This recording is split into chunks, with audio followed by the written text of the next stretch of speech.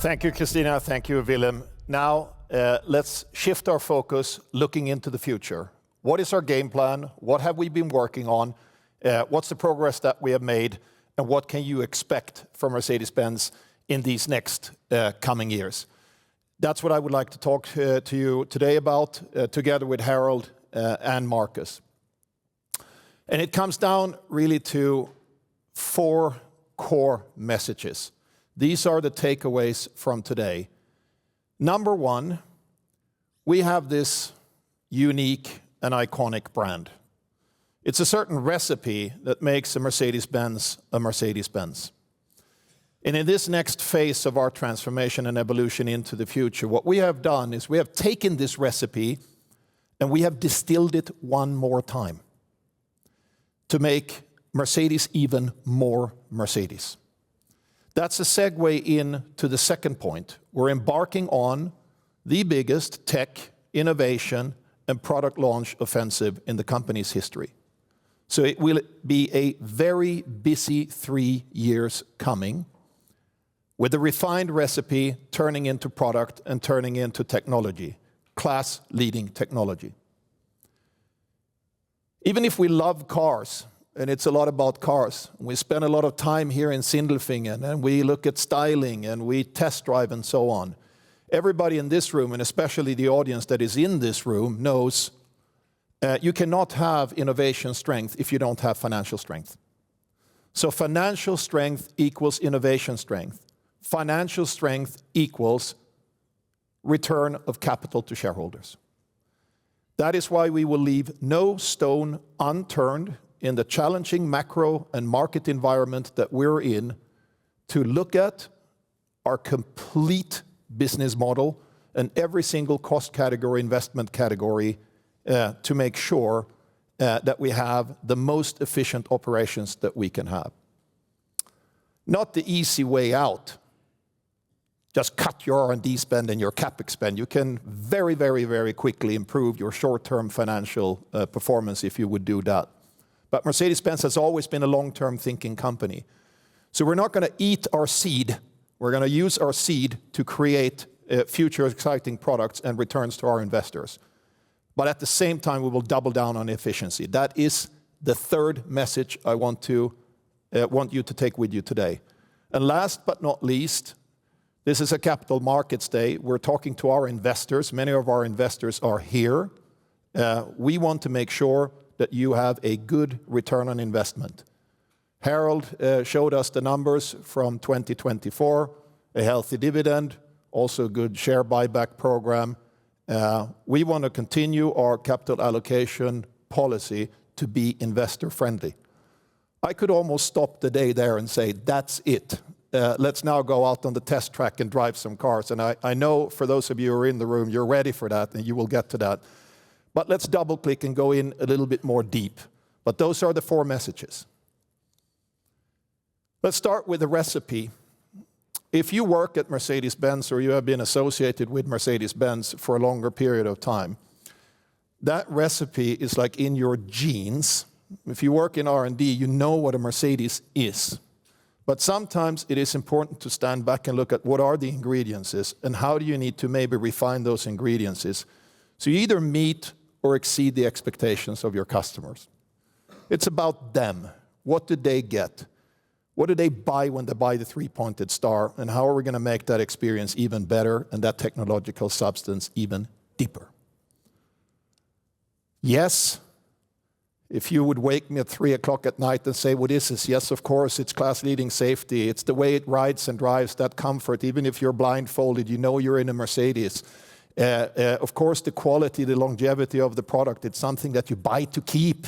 Yeah, I think residual values on our classic cars are amongst the highest in the world, so we have many of those icons. When we talk about intelligence, it's not tech for the sake of tech, it's tech for the sake of you. We invented the assistance systems to make you more safe. Now it's about safety and convenience. We don't put a big screen into the cars just because it's a flashy screen. We're thinking about what's in it for you. What can you do with that? Is it entertainment? Is it actually working in the car? What is it? And a timeless elegance, a design carrying Mercedes-Benz into the future. Design doesn't stand still. There is a zeitgeist to modern luxury. You have to keep on reinventing it. And we will show you that today. For those of you who are part of the program, kind of the final event today will be a sneak preview of upcoming models in 26 and 27. I mentioned safety. Some people might not think about this when they purchase the car, because they purchase the car with the eyes. Oh, it looks beautiful, I want it. Absolutely latest when you start a family is when you look at this thing here. It's not about a box-ticking exercise. Yes, our engineers are proud that if they have the highest score of anybody in the class in 2024, in this case in Euro NCAP, fine, you take that little gold star, put it on your exam paper, and you feel good about yourself. But it's not the thing. In R&D at Mercedes, we say 1 star is enough, the Mercedes-Benz star. 75 plus years of refining this part of the recipe, having had over decades hundreds of accidents forensically investigated and translating it into engineering solutions that keeps you safe. This is a core value of the Mercedes-Benz brand, and I think one of the main reasons you should look at when you buy a car, that is Mercedes-Benz, and that recipe continues. I talked about the ride and drive. Yeah, here is a pre-production car of the new CLA, and it's like a calling card for a whole host of vehicles that are coming here in the next few years. The very first time I stepped into this car, and Marcus had driven it, the prototype, before he goes like, Ola, I don't want to promise too much, but you're going to be excited and all that and the other. My very first feeling was not thinking about the class-leading electric drivetrain or all the ADAS stuff and all of that. It was not my first thought. My very first thought was, I'm not sitting in a CLA, I'm actually sitting in a car that is 1 class up, a C-class. The ride and drive, the solidity of it, the performance of it felt like a more adult car. That feeling of comfort, of safety, performance, yeah, if you want to take it to the track, yeah, maybe you can take a Mercedes to the track. I wouldn't advise you to do that. I would go to our friends in Affalterbach at AMG. That's where you get race technology for the road. But it is this feeling of effortlessness. Inside the car, anybody who has the privilege of sitting in the back of an S-Class, or even better, a Maybach S-Class, from time to time I do this. At the moment, my company car is an EQS SUV Maybach. It is so insanely quiet and serene that when I ride in the morning with my driver, I'm even tempted to strike up a conversation with him.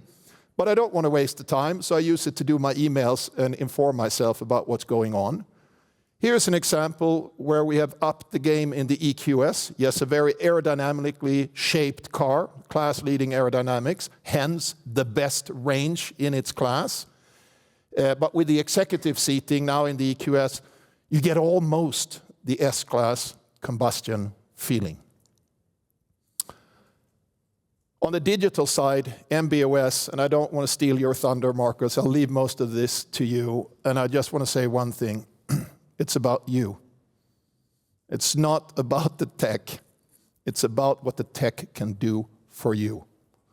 I'll leave it at that. And then, with regard to styling, and we'll come back to this several times today, we are readying the next generation of styling. For those of you who will see the presentation, you will see it. But there needs to be a level of timelessness to it, so that when you look back 20, 30, 40 years later and you see it, of course cars will look different in the future, but you look back and you go, the proportions are right, the lines are right, it just feels right. Even if you know nothing about cars, subliminally, it needs to feel right. So that's the recipe. But the recipe is not just the product. I'm the first to admit that we are a product-centric company. Quite often you talk to consultants, you need to be customer-centric. Yeah. Yes, you are customer-centric, but we come in our DNA from the product side and then to the customer. But we're working very intensively on the customer side as well. Today we're in a building that we call the Center of Excellence. If you know the name Raimund Dornborg, and sorry Raimund for outing you now in front of a very large audience here in the world. If you know this name within the Mercedes-Benz family, you know you've made it. Raimund is the guy who runs this place. This is the place for the very best Mercedes customers. They come here and they spend hours here looking at options from our manufacture. And for those of you who saw the presentation of AMG yesterday, you saw that we're kind of increasing the level of manufacture content in our vehicles on the upper end.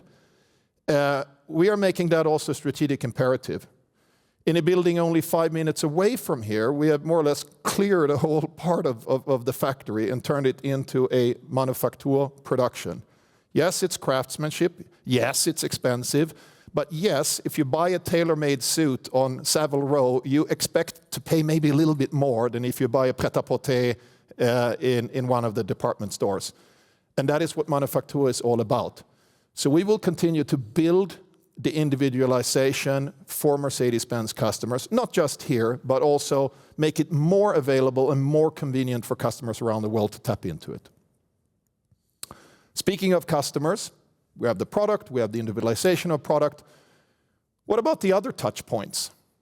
Maybe I should have shown a picture of our service network around the world. There is no premium luxury brand that has a broader and stronger service network than Mercedes-Benz around the world. It's actually one of our assets, and it's also an asset in the intense competition with new entrants into the market.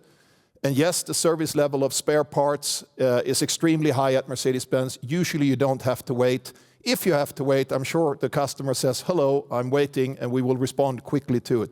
So all of those mechanisms in the background, the ingredients is for successful automotive company. They are relevant, and we're working on them.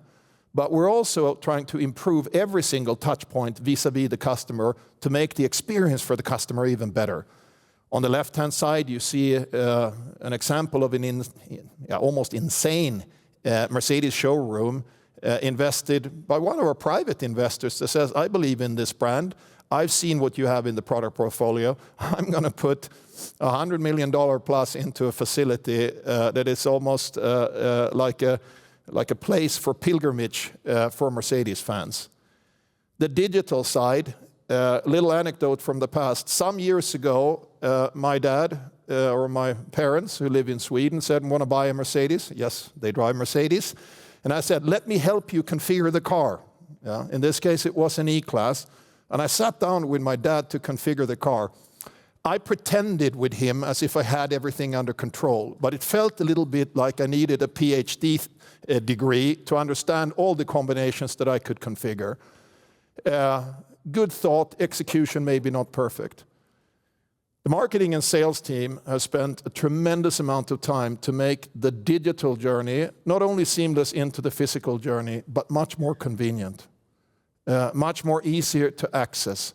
And yes, you can even buy a car online. Most people don't do that because it's a very big purchase, but you can do it if you want to.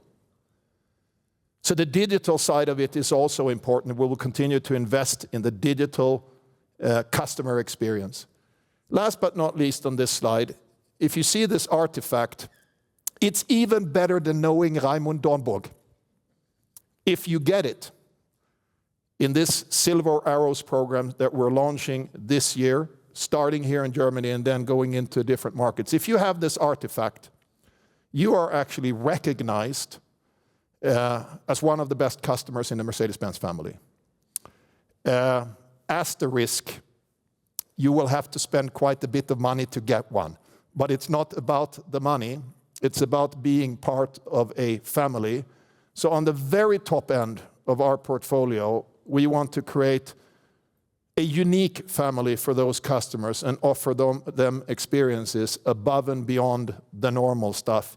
A little bit money can't buy type of things as well, and access to information and other things that you just don't get as a normal person.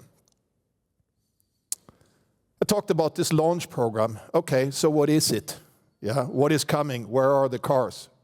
Yeah, we have a very good product portfolio now. I think we have more than 40 different models. Many of them are new. They're very successful. The new E-Class is really cleaning house, Marcus.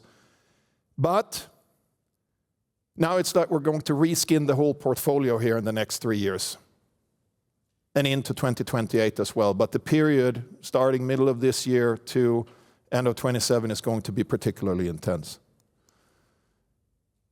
I mentioned styling. And styling is, as I said, kind of a zeitgeist thing. Modern luxury doesn't stand still. You reinvent luxury all the time. If you go into an old apartment in Paris, a beautiful old apartment that was built 100 years ago, it's beautiful. But if you would build it today, it would not look the same.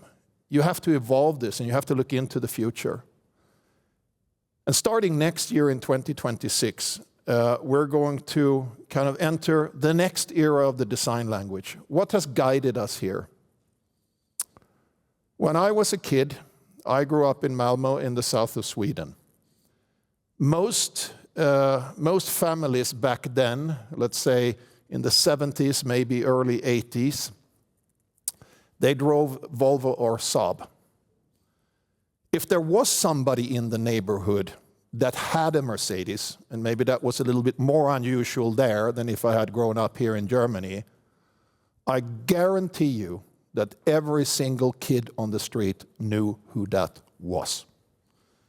And the symbol of it, I pulled out a grill from the past with this honeycomb pattern.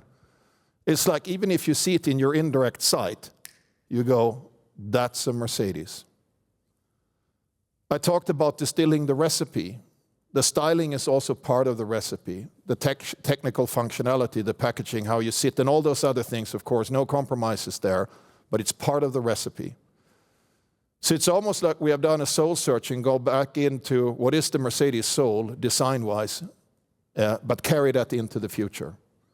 And that will start in 2026 and be the design gradually for all models of Mercedes-Benz, regardless if they are BEVs or ICE vehicles. So let's talk about the vehicles. Of course, I cannot in this public domain show what's behind the curtain here on every one of them. But look at this picture. You know, we sort our world when we think about how our portfolio is built up, top end. Yeah, the AMGs, the Maybachs, the Gs, the S-Class, the GLS, that kind of family. Core, where we have the E-Class and the C-Class and the GLCs and the GLE. And entry, the new MMA market architecture, where the CLA is, where the GLA is, GLB, and so on. I don't know if I've even counted, but it's probably more than 25 items on this list. For the investor, you can see that most of those are actually sitting on the top end. Some of them are, of course, derivatives of core models that AMG does. That's what they do. Some of them are unique AMG models. In the core side, and I think this is crucially important, especially for the BEV take rate that we expect to start growing once we have broadened our portfolio, launched this family. The CLA itself today is actually a niche vehicle in our sales. Why all the fuss? It's because it starts. It's kind of the first domino that falls in a whole host of cars. But you can also see here, and this is something that we told you more than a year ago, decided at the end of 2023, as we could see that transformation is going to take longer. It's going to be more heterogeneous. We had already made the decision to make sure that we have the ICE portfolio updated for the latest emissions and all the other refinements that we're doing to that. So you see quite a balanced picture here between BEV and ICE. Great news for the customer. All of the above, everything is available well into the 30s from Mercedes-Benz. A challenge for the financial controller, for the engineer. How do you create the modular strategy so you can actually afford this? I will let Marcus and Harold do the heavy lifting on explaining how that's possible, but I think we have also made that recipe work for us for the next few years. Okay, the CLA the first kind of showing of this car was 2 years ago, or a little less than 2 years ago, at the International Auto Show in Munich.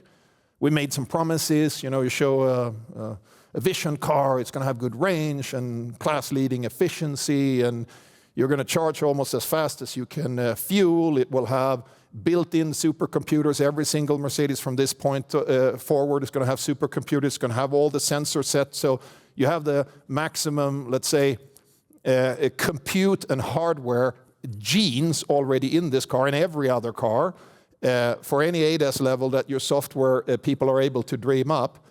I mean, it's the whole package.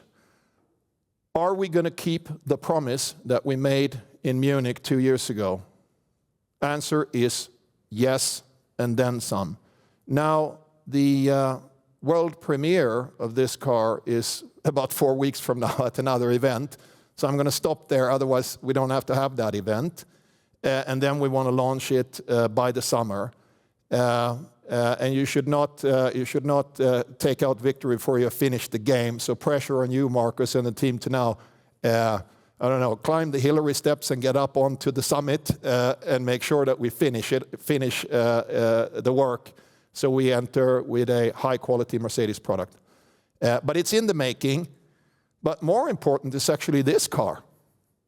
So I would suggest that you show up in Munich again this year, because this car is just behind that car.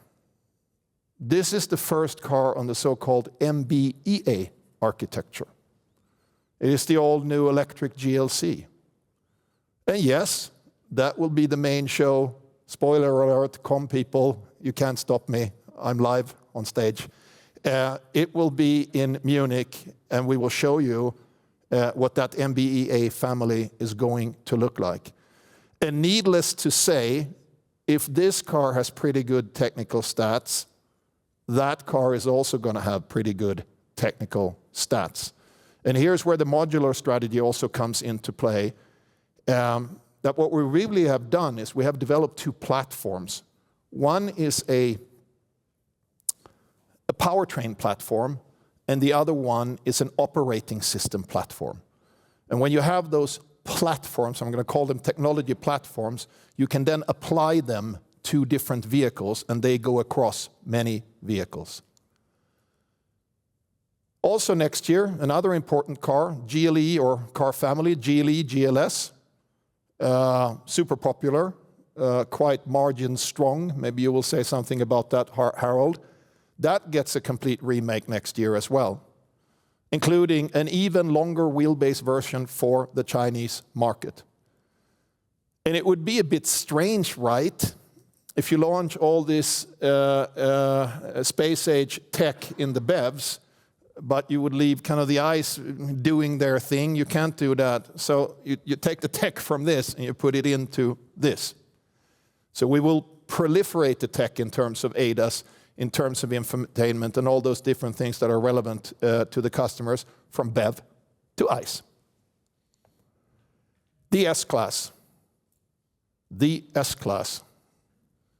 The pinnacle of automotive engineering, our flagship car, gets a facelift next year. A normal facelift is you update the tech a bit, you do something to the optics, ready to go. This facelift is different, spending-wise, and of course, we don't have targets to spend more money, but spending-wise, we're spending considerably more on the facelift of the next S-Class than we would normally do. Because it would be a little bit odd, right, if your calling card entry product into the portfolio in some domains technologically would be hierarchically above the S-Class. That's not how it works at Mercedes. So the S-Class gets the full Monty, and will also get this tech and also get quite the comprehensive design update along the lines of the very successful new E-Class that we launched only a year ago, to create some kind of a coherence within that family. Speaking about the E-Class, we have an E-Class, we have an EQE. They're both good, they're different. The new combustion E-Class is, in most markets, class leading. China really hit the spot. Last time I was in China, I talked to our head of digital development there. I was driving some of the ADAS functions, I was looking at the automated parking, and I was looking at the latest version of our integrated AMAP navigation. I said, "Wow, that's really, really, really good. I would kind of like to have that in Germany." Obviously, you know, we have different providers around the world. One of the reasons why we teamed up with Google now for this generation and so on. And he said, yeah, he's getting kind of calls from some of the Chinese attackers that are now looking at the navigation system in the new E-Class and going, what the hell have those guys done? So I think we also need to blow a hole a little bit in the myth that you have to be a startup company to understand what digital experience is about. No, you don't. You can also be an incumbent. And it's absolutely our ambition to be at the forefront of digital experience in any market, and the toughest market is the Chinese market. Now we have that E-Class, we have the EQE. But in 2027, we're going to launch the new electric E-Class. And it will be in every dimension as good or better than the combustion E-Class. No compromise. As good or better than the combustion E-Class. No compromise on size, seating, anything like that. Of course, again, tech galore in terms of e-drivetrain and all that. You can take that more or less for granted. But it will represent something totally different for us in that segment in about 2 years from now. Yes, you will see a design model of that later this afternoon if you're part of the group that is here in the room. Tech. I'm not going to give your presentation, Marcus. MB.OS, we're in the driver's seat. We're the architects. Marcus will do the rest. ADAS, we invented it, 30 years ago. We want to stay on the forefront. For those of you who are lucky drivers of an S-Class or an EQS in Germany, actually taking it to 95 kilometers an hour, even though you can drive in some places 200 kilometers an hour on the German autobahns. But now this is really starting to work. You put yourself in the right lane and you literally have time for yourself and you trot along at 95 kilometers an hour, which is decent, while maybe you're doing something else. Maybe you want to make a call and concentrate on the call. Maybe you want to check your text messages, whatever it is what you want to do. It's really starting to come together. And yes, but Marco will dive into it. We will launch this car in China with level 2++. And yes, we were the first company, again, that got a level 4 approval testing in China. Sustainability and decarbonization. Even though the political landscape is shifting and changing, the road to decarbonization is something that we must do as a world, as an industry, and as a company. We define that through our ambition that by the end of the next decade, we want to be net carbon neutral. And yes, of course, it's about the electric car, but it's not just about the product. It's about the supply chain, our own operations, obviously the product, but also the product in use. In every one of those verticals, we are making progress and will diligently continue to drive towards that goal, even though the EV take rate obviously is not a straight line, it will just happen automatically. It maybe takes a little bit longer, but we're on that journey. So it's not a surprise that our goal is to comply with CO2 regulations, also here in Europe. Harold, you mentioned a little bit potential burden in 2025. So if you dissect the numbers of Mercedes-Benz cars, clearly we met the target in 2024. That was a foregone conclusion. In 2025, Harold suggested it could be a challenge. Why is it a challenge? Because we have a hugely successful van division, and if you register a van as a passenger car in Europe, it counts against your passenger car fleet.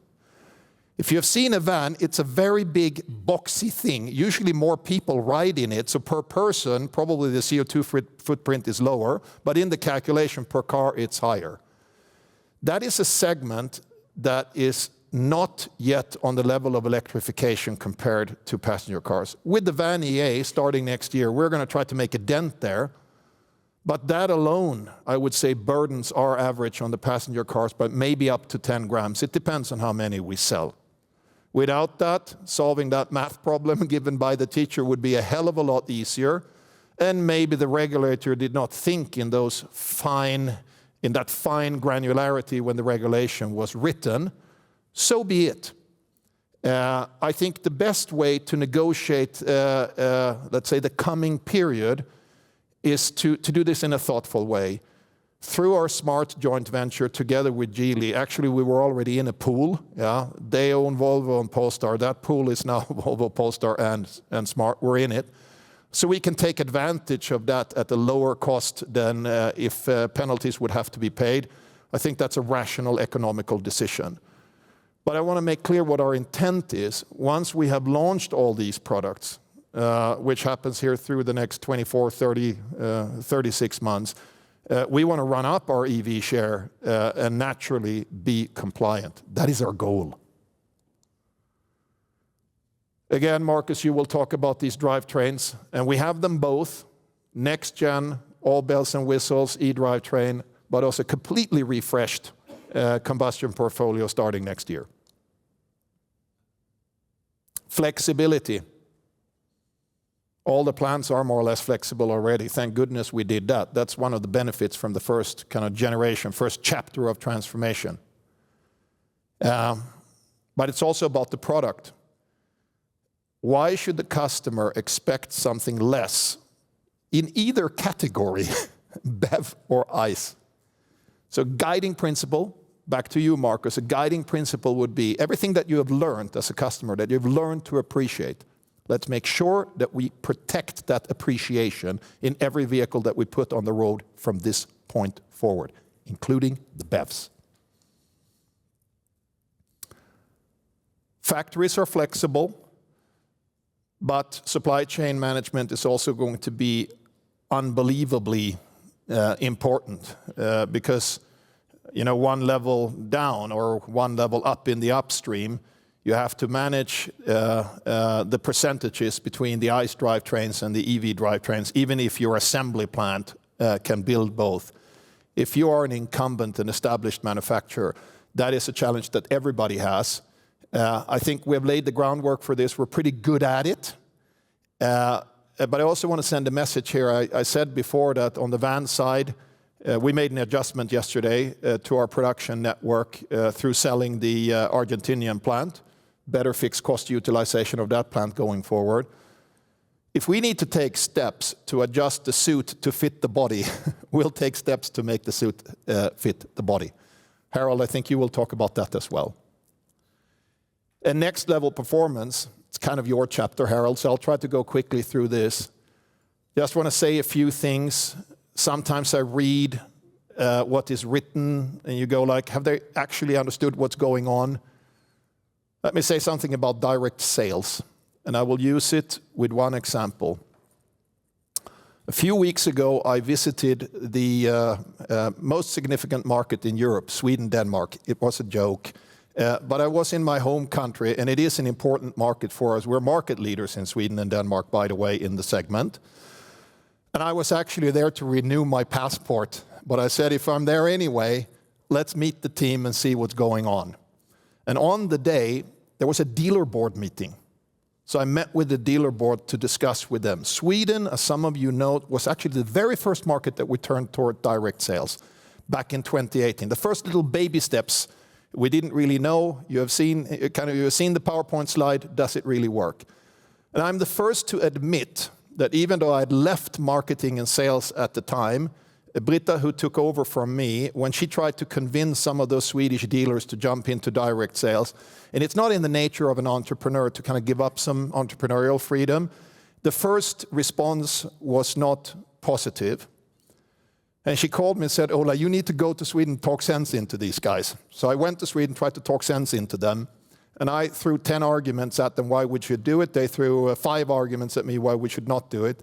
And it ended with one of those, maybe that's on vogue now, negotiation strategies where I said, whether you like it or not, we're going to do this.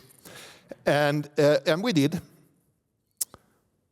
Some of these dealers I know personally for many, many years. And I sat there in front of them. Of course, if I come, they're not going to be impolite. But even Swedes that are usually nice people, between Swedes we can talk hard talk as well. Every single one of those dealers in the room said, you were right, we were wrong. This was a good step. Why? Sell the product, don't sell the price. That's the number one thing. Number 2, their risk profile changes. And if you do this right as an agent, dealer, you have a different risk-adjusted business model. But I don't need to explain to a bunch of investors, analysts, that risk-adjusted return on capital is the whole name of the game, right? And they have ended up in a healthy situation. Customer satisfaction has gone up. In a recent study last year where you measure pretty much every single KPI, Mercedes scored the highest. Allocation of product is done in a more efficient way because you centrally control your market stock. Maybe easier in a smaller, geographically big but smaller market like Mercedes-Benz. So it's coming together. You got to have IT systems that work. It's not easy to do it. And in the beginning, you struggle. And you cannot have 2 models going at the same time in a market. Forget that. You don't drive on the right-hand side of the road and the left-hand side of the road at the same time. It's just not going to work. So should you embark on this endeavor, you got to go all in. So in the markets where this is possible, mainly Europe and overseas, we're going all in and we're going to continue doing it. China. Could spend the whole day on China. How do we win in China? The most intense market in the world, with 100+ companies vying for the new energy vehicle market. Subdued consumer sentiment and not the same dynamism in the economy that we had up until COVID. Here, it's about the fundamentals. Make cars that the Chinese customers want. Make sure that your tech is on the highest level of what they expect. Make sure that the packaging is right. Make sure that the Mercedes-ness is right, so you differentiate yourself from the 100 new ones that are also, many of them, pretty good, but look kind of the same. And then the other thing you have to do is you have to lower your cost structure. So we must, over these next few years, localize even more in China, do more in China for China, use China more as an R&D base, tap into the talent pool there, tap into the innovation pool there. And all of you know, they are strong. It's a formidable competitive landscape. You got to be, China has to be a home away from home. Not something where you have a magic bullet where you can just say, do this and everything solves itself. This is going to be a very hard competition going forward. Make no mistake. But we're gearing up for it. We're not like retreating and going, oh, what's going on here? We're gearing up for it, and we're going to fight for our position in China. Don't do crazy things like start a fire sale to just protect some sales volume in some segment. That we won't do. But we will spend a tremendous amount of our time and resources to, on the one hand, defend, but also build the China position in the next 5 years. Cost, Harold, I'll leave it to you, but no stone unturned. Culture. I've been in this company for 32 years now. Is the culture the same today as it was in 1993? I would argue the answer to that is no. It has evolved significantly. There are some core traits that are the same, that maybe even come from our founding fathers. But when you question yourself and you do an inventory of yourself, We tend to spend, of course, 99.9% looking at the technical inventory and talking about technical solutions or how we're going to get the cost down. But you must also take time to do an inventory of your culture and ask yourself, do you have the fighting spirit to take on those new competitors, yes or no? Or are you too complacent just because you have had decades or 100 years plus of success?